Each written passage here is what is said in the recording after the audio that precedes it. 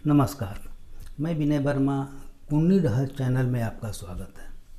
आज हम बात कर रहे हैं उन व्यक्ति का जिसके कुंडली में प्रथम भाव में केतु बैठा है। वैसे जातक के कुंडली में जिसके लग्न में ही केतु बैठा है। दोस्तों, लग्न अर्थात पहला घर। पहला घर क्या है? पहला घर हमारी पहचान है, हमारी पर्सनालिटी है, अपना शरीर है, दुनिया तुम्हें कैसे देखती है, एक प्रथम भाव बतलाता है दोस्तों। और केतु मोक्ष का कारक ग्रह है। दोस्तों, मोक्ष अर्थात इच्छाओं का अंत। दोस्तों, प्रथम भाव में केतु अगर है तो आप जिस भी चीज़ के पीछे भागेंगे वह आपसे उतना ही दूर भागेगा। दोस्तों, आपको हमेशा लगेगा कि आप बाकी लोगों जैसे नहीं हो। कई बार दर्द तुम्हें खुद समझ में नहीं आएगा कि असल में आप हो कौन।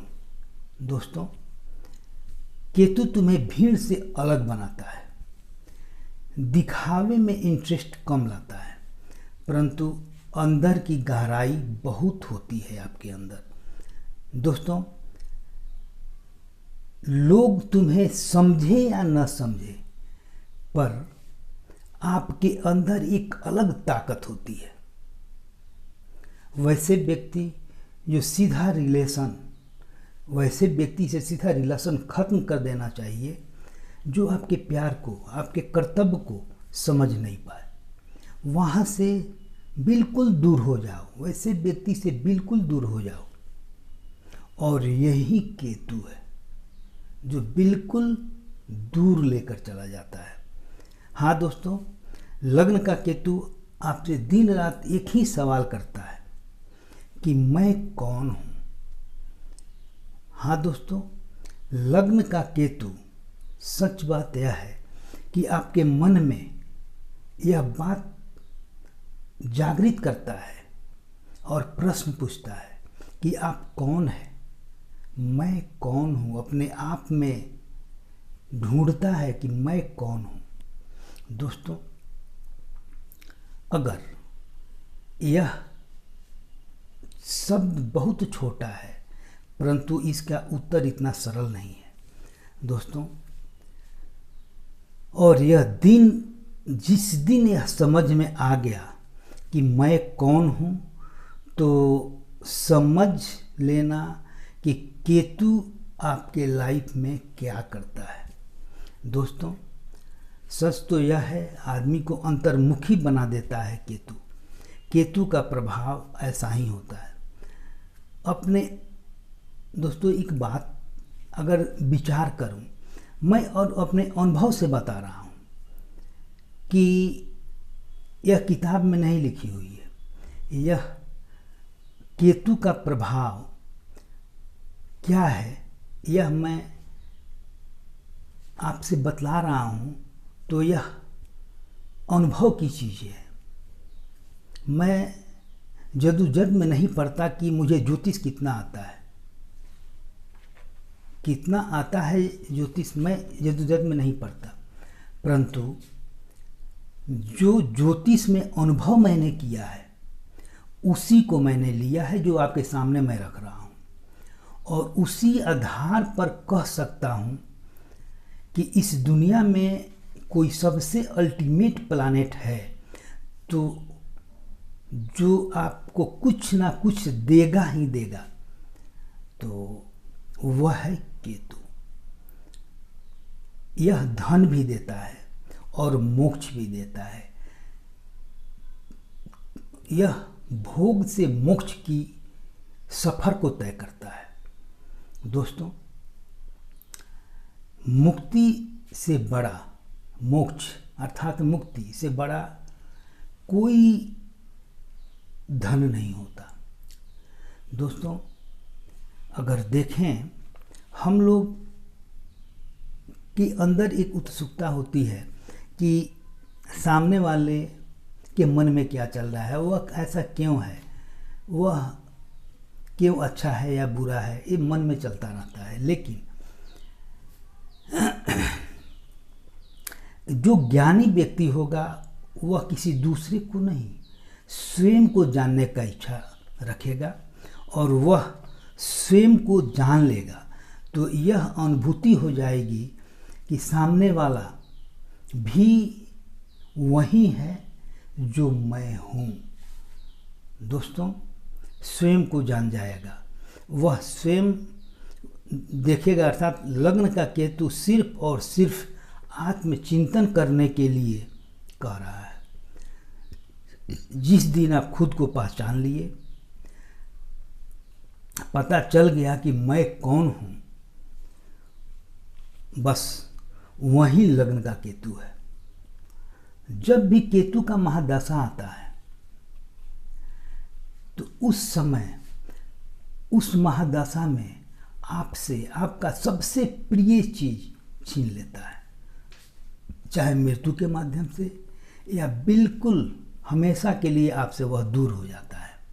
चाहे अक्सर चूँकि प्रथम भाव में केतु बैठता है तो सातवें भाव में राहु बैठता है और एक दूसरे पे नज़र रहता है, तो अक्सर उसकी पत्नी या उसका पार्टनर उससे बिल्कुल दूर हो जाते हैं। दोस्तों, यह हमारी आत्मा को बिल्कुल बदल के रख देता है।